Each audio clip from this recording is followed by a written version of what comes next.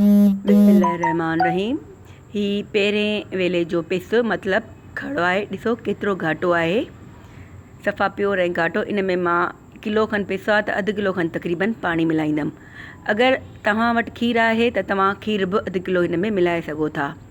पोइ इन में खंडु विझंदमि ऐं नंढा फोटा कुटे उन्हनि जूं खलूं कढी उन्हनि जी कण कुटे उन जो चूरो इस्तेमालु कंदमि। उहो इन में मिलाईंदमि, चङी तरह मिलाईंदमि।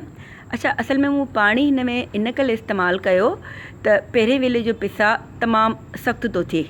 पाणी या खीरु विझण सां कुझु नरम थींदो।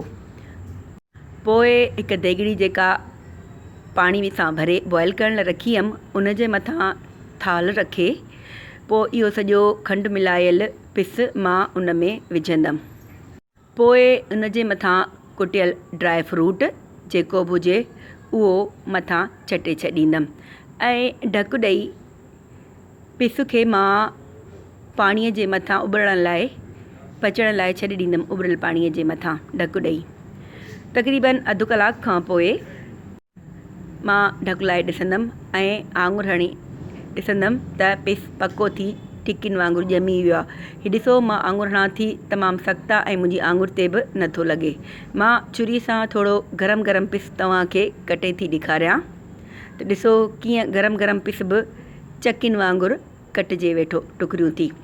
हाणे असांजो पिस तयारु आहे। इन खे लाहे थधो करे पोइ हिन जा चङी तरह टुकर कटे ॾेखारींदमि। पिस तमामु बहितरीनु ऐं सुठो ठहियो आहे। कोशिशि करण सां इंसानु हर शइ ठाहे सघे थो।